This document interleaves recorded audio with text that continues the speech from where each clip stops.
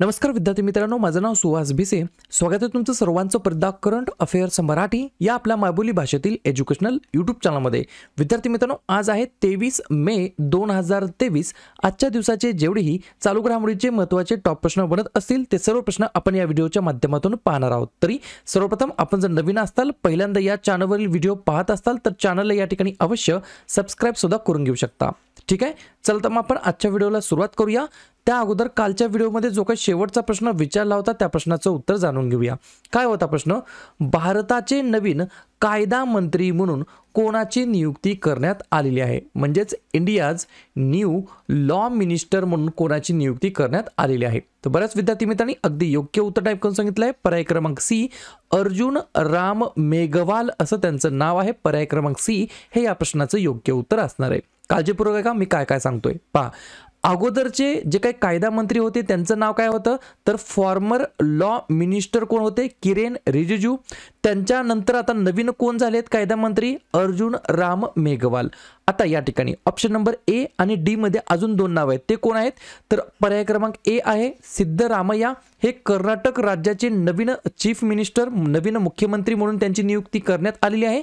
आणि पर्याय क्रमांक डी, डी के शिवकुमार हे या ठिकाणी कर्नाटक राज्याचे नवीन उपमुख्यमंत्री म्हणून त्यांना निवडण्यात आलेलं आहे. सर्व गोष्टी समजल्या? ठीक आहे. आता पाहूया विद्यार्थी मित्रांनो प्रश्न क्रमांक पहिला. टोटल संपूर्ण व्हिडिओमध्ये 12 प्रश्न असतील. सुरुवातीपासून शेवटपर्यंत व्हिडिओ काळजीपूर्वक पहा. एक एक प्रश्न महत्त्वाचा आहे, तुम्ही कुठल्या एक्झामची तयारी करा. प्रश्न क्रमांक पहिला काय म्हणतो? जागतिक मधमाशी दिवस वर्ल्ड बी डे हा दरवर्षी केव्हा साजरा करण्यात येत असतो? तर प्रश्न क्रमांक पहिल्याचं योग्य उत्तर आहे पर्याय क्रमांक डी, 20 मेला दरवर्षी या ठिकाणी जागतिक मधमाशी दिवस म्हणून आपण साजरा करतो. लगेच या ठिकाणी तुम्हाला जर असं विचारलं 2023 ची थीम काय आहे तर लगेच लिहून घ्या. Be engaged in pollinator friendly agricultural production अशा प्रकारची थीम आहे, अशा प्रकारचा विषय आहे 2023 साठी. सोबत एक्स्ट्रा पॉईंट लिहून घ्या. मेलिटोलॉजी ही मधमाशांच्या वैज्ञानिक अभ्यासाशी संबंधित कीटकशास्त्राची एक शाखा आहे. तर या ठिकाणी आपण पाहिलं 20 मेला काय असतो?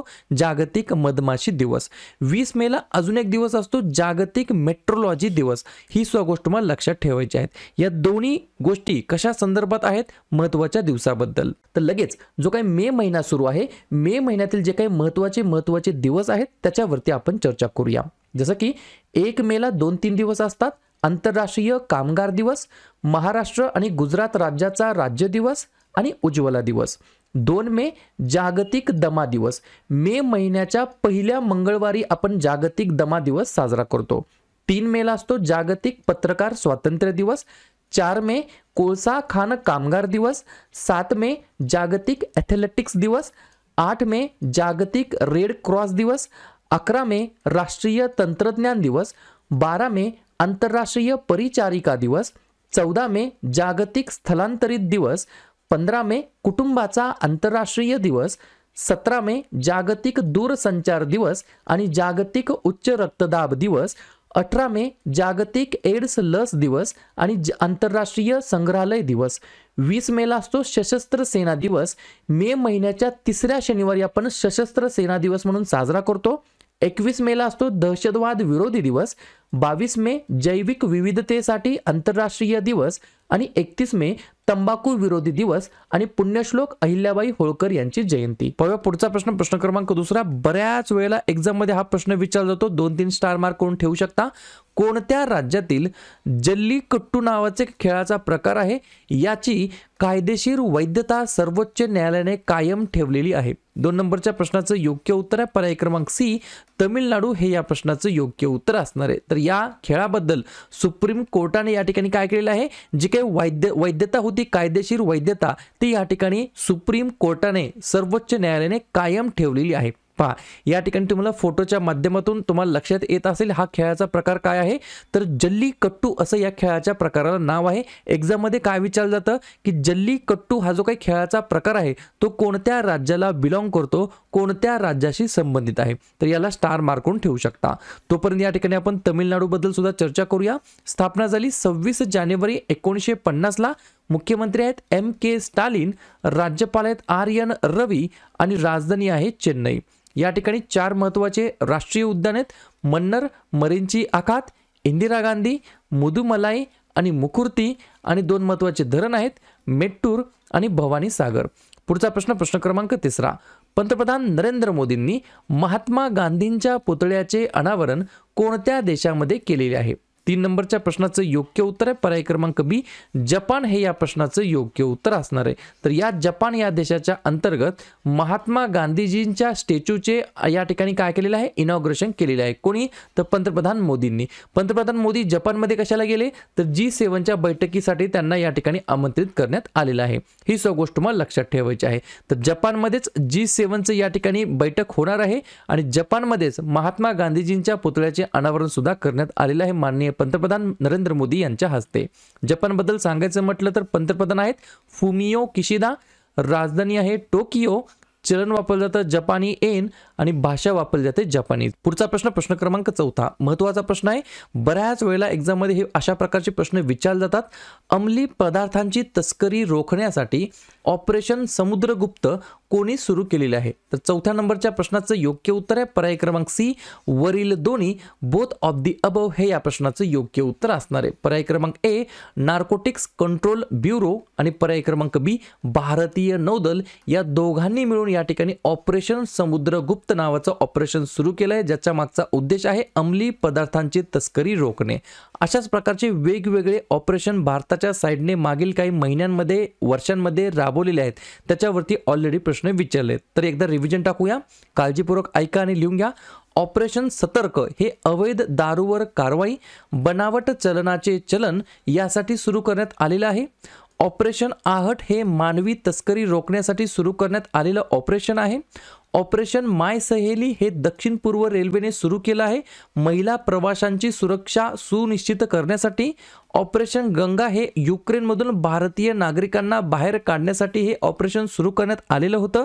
ऑपरेशन देवी शक्ती हे युद्धग्रस्त अफगाणिस्तान देशातून आपल्या भारतीय नागरिकांना बाहेर काढण्यासाठी सुरू करण्यात आलेलं ऑपरेशन होतं. ऑपरेशन दोस्त हे तुर्कीमधील सिरिया भूकंपाने उद्ध्वस्त झाल्यानंतर सिरिया आणि तुर्कीला मदत करण्यासाठी ऑपरेशन दोस्त हे ऑपरेशन राबवण्यात आलेलं होतं. ऑपरेशन कावेरी सुदान या देशामध्ये अडकलेल्या भारतीय नागरिकांची सुटका करण्यासाठी हे ऑपरेशन राबवण्यात आलेलं होतं. आणि operation Samudragupta narcotics control bureau आणि भारतीय नौदलाने राबवलेलं आहे. कशासाठी?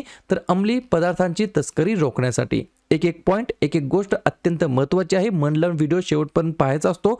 दररोज वहीमध्ये नोट्स काढायचे असतात आणि याच्यामध्ये तुम्हाला कन्सिस्टन्सी बिलकुल ब्रेक होऊ द्यायची नाही. क्लिअर? पुढचा प्रश्न क्रमांक 5. अन्नू राणी नावाची एक प्लेयर आहे.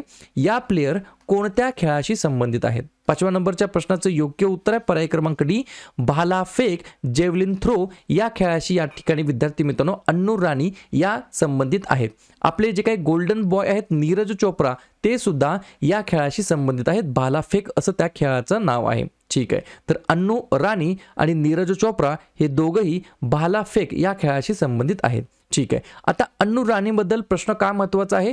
तर जे काही सध्या फेडरेशन कप 2023 सुरू आहे त्याच्यामध्ये यांनी सुवर्ण पदक जिंकलेलं आहे. हे जे काही फेडरेशन कप 2023 आहे ते सध्या कुठे चालू आहे? तर रांचीमधील बिरसा मुंडा स्टेडियममध्ये सुरू आहे. यासोबतच एक अजून एक्स्ट्रा पॉइंट लिहून घ्या. बँकॉक थायलंडमध्ये होणाऱ्या पुढील आशियाई ॲथलेटिक्स चॅम्पियनशिपसाठी सुद्धा अन्नू राणी यांची या ठिकाणी नियुक्ती करण्यात आलेली आहे. आणि अजून एक एक्स्ट्रा पॉइंट लिहून घ्या. ज्योती या राजीने महिलांच्या 100 मीटर अडथळा शर्यतीमध्ये सुद्धा सुवर्ण पदक जिंकलेले आहे. या दोन्ही तिन्ही चारही एक्स्ट्रा गोष्टी आहेत ज्या की एक्झामच्या दृष्टीने अत्यंत महत्त्वाच्या आहेत. पुढचा प्रश्न क्रमांक 6. जगातील पहिले व्यावसायिक अंतराळ स्थानक हेवन 1 2025 मध्ये कोणती एरोस्पेस कंपनी लॉन्च करणार आहे? पहा या ठिकाणी मी काय म्हटलं आहे व्यवस्थितपणे लक्ष देऊन ऐका. लक्षात ठेवा, प्रश्न विचारला जाऊ शकतो. जगातील पहिले व्यावसायिक अंतराळ स्थानक ज्याचं नाव आहे हेवन 1 जे की 2025 मध्ये लॉन्च होणार आहे. आणि कोणाच्या माध्यमातून? तर पर्याय क्रमांक डी, ऑप्शन नंबर ए आणि बी. पर्याय क्रमांक ए स्पेसएक्स आणि पर्याय क्रमांक बी वास्ट VAST या दोघांच्या माध्यमातून हेवन 1 या ठिकाणी 2025 मध्ये लॉन्च होणार आहे. पुढचा प्रश्न क्रमांक 7.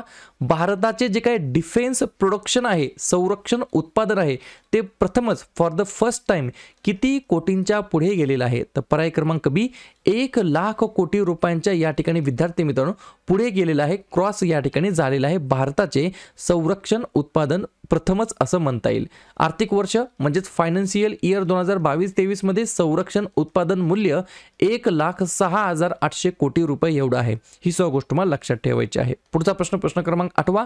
मुख्यमंत्री सीखो कमाओ योजना कोणत्या राज्यात सुरू करण्यात आलेली आहे? तर पर्याय क्रमांक ए मध्य प्रदेश या राज्याच्या अंतर्गत ही योजना सुरू करण्यात आली आहे, ज्या योजनेचं नाव आहे मुख्यमंत्री सीखो कमाओ योजना, ज्या अंतर्गत विद्यार्थी मित्रांनो जे पण विद्यार्थी 12वी पास आहेत त्यांना 8,000 रुपये, ज्या पण विद्यार्थ्यांची ITI झाली आहे त्यांना 8,500 रुपये, ज्यांचा डिप्लोमा झाला आहे त्यांना 9,000 रुपये आणि उच्च डिग्री धारक म्हणजेच हायर एज्युकेशन ज्यांचं झालेलं आहे त्यांना या ठिकाणी 10,000 रुपये प्रति महिना या ठिकाणी भेटणार आहे या MP मुख्यमंत्री सीखो कमाओ योजनेच्या अंतर्गत. या ठिकाणी मध्य प्रदेशमध्ये ही योजना लॉन्च करण्यात आली आहे. तर मध्य प्रदेशबद्दल चर्चा करूया. स्थापना झाली 1 नोव्हेंबर 1956 मुख्यमंत्री आहेत शिवराज सिंग चौहान, राज्यपाल आहेत मंगूबाई छगनभाई पटेल आणि राजधानी आहे भोपाळ.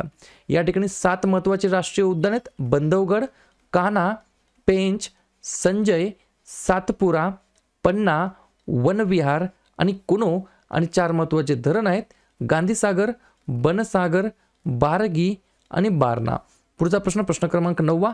कोणत्या देशाने इच्छा मरणाला कायदेशीर मान्यता दिलेली आहे? मला सुद्धा आश्चर्य वाटलं हे प्रश्न टाईप करताना. 9व्या प्रश्नाचं योग्य उत्तर आहे पर्याय क्रमांक डी पोर्तुगाल हे या प्रश्नाचं योग्य उत्तर असणार आहे. तर पोर्तुगाल या देशाने या ठिकाणी इच्छा मरणाला कायदेशीर मान्यता दिलेली आहे. पुढचा प्रश्न क्रमांक 10. फूड डिलिव्हरी ॲप वायू जसं झोमॅटो आहे, स्विगी आहे, उबेर इट्स आहे, अशाच प्रकारे वायू WAAYU वायू नावाचं एक फूड डिलिव्हरी ॲप आहे. त्याचे नवीन ब्रँड अँबॅसेडर कोणाला बनवण्यात आलेला आहे? तर फोटोच्या माध्यमातून लगेच तुम्हाला लक्षात आलं असेल पर्याय क्रमांक सी सुनील शेट्टी हे या प्रश्नाचं योग्य उत्तर असणार आहे. अशाच प्रकारे मग अलीकडील जे काही नवीन ब्रँड अँबॅसेडर झाले त्याच्यावरती सुद्धा एकदा नजर टाकूया. अर्बन गब्रूचे आहेत सूर्यकुमार यादव, स्वित्झर्लंडचे मैत्री राजदूत आहेत नीरज चोप्रा, बायजूसचे आहेत लिओनेल मेस्सी, अंधांसाठी जे काही T20 विश्वचषक होतं त्याचे ब्रँड अँबॅसेडर होते युवराज सिंग, बंधन बँक आणि सेंचुरी LED आहेत सौरव गांगुली, गल्फ ऑइल लुब्रिकंटचे आहेत स्मृती मंधाना, मॅक्स लाईफ इन्शुरन्सचे आहेत रोहित शर्मा आणि Ritika Sajdeh, Noise X fit two smart वॉचचे आहेत वाणी कपूर, फॅनकोडचे आहेत रवी शास्त्री, गरुडा एरोस्पेसचे आहेत MS धोनी, My11 सर्कलचे आहेत शुभम गिल आणि Ruturaj Gaikwad, dish TV India आणि उत्तराखंडचे ब्रँड अँबॅसेडर आहेत ऋषभ पंत आणि किनारा कॅपिटलचे आहेत रवींद्र जडेजा. पुढचा प्रश्न क्रमांक 11. नुकत्याच प्रसिद्ध झालेल्या अहवालानुसार कोणत्या देशामध्ये दरडोई कचरा गेल्या 2 दशकामध्ये तिप्पट झालेला आहे? या ठिकाणी गंभीर गोष्ट आहे पर्याय क्रमांक बी कॅनडा हे या प्रश्नाचं योग्य उत्तर असणार आहे. तर अवघ्या फक्त 2 वर्षामध्येच जो काही कचरा आहे तो या ठिकाणी 3x झालेला आहे, तिप्पट झालेला आहे. 2 वर्षामध्ये म्हणता येणार नाही, माफ करा 20 वर्षामध्ये म्हणता येईल. बरोबर, 1 दशक म्हणजे 10 वर्ष. क्लिअर. तर 20 वर्षामध्ये जे काही दरडोई कचरा आहे तो या ठिकाणी 3x झालेला आहे, तिप्पट झालेला आहे. अशा प्रकारे शेवटचा प्रश्न क्रमांक 12. मे 2023 मध्ये पंतप्रधान नरेंद्र मोदी कोणत्या देशांना भेट देणार आहेत? तर पर्याय क्रमांक D all of the above वरील सर्व हे या प्रश्नाचं योग्य उत्तर असणार आहे. पर्याय क्रमांक ए जपान, पर्याय क्रमांक बी पापुआ न्यू गिनी आणि पर्याय क्रमांक सी ऑस्ट्रेलिया. या 3 देशांना या ठिकाणी पंतप्रधान नरेंद्र मोदी ऑफिशियल व्हिजिट या ठिकाणी देणार आहेत. जाता जाता सांगायचं म्हटलं तर जपानचे पंतप्रधान आहेत फ्युमियो किशिदा, पापुआ न्यू गिनीचे पंतप्रधान आहेत जेम्स मॅरापे, यांना या ठिकाणी स्टार मार्क करून ठेवू शकता, आणि ऑस्ट्रेलियाचे पंतप्रधान तुम्हाला माहितच आहेत अँथनी अल्बानीज. सर्व गोष्टी समजल्या? ठीक आहे. तर अशा प्रकारे विद्यार्थी मित्रांनो हे होते आजचे 12 प्रश्न. उपक्रम कंटेंट हा जो काही प्रयत्न आम्ही सुरू केला आहे मराठी भाषेमध्ये मराठी विद्यार्थ्यांसाठी कसा वाटतो नक्कीच कमेंट करून सांगत चला. आणि तुमच्यासाठीचा आजचा खास प्रश्न, महाराष्ट्रातील कोस्टल रोड मुंबईचे नवीन नाव कोणाच्या नावावर असणार आहे? छत्रपती शिवाजी महाराज, बाळासाहेब ठाकरे, छत्रपती संभाजी महाराज की यापैकी नाही? तर ज्या पण विद्यार्थ्यांनी या प्रश्नाचं योग्य उत्तर येत असेल त्या प्रश्नाचं उत्तर तुम्ही कमेंट बॉक्समध्ये बिंदासपणे टाईप करून सांगा. या प्रश्नाचं उत्तर चुकू द्या, बरोबर द्या, काहीच हरकत नाही, परंतु ट्राय करणं, प्रयत्न करणं हे सर्वात जास्त महत्त्वाचं आहे. आणि दुसऱ्या दिवशी येऊन आपण दिलेल्या प्रश्नाचं उत्तर हे बरोबर आलं की चुकलं हे दुसऱ्या दिवशी येऊन चेक करणे, तपासणे हे देखील तितकंच जास्ती महत्त्वाचं सुद्धा आहे.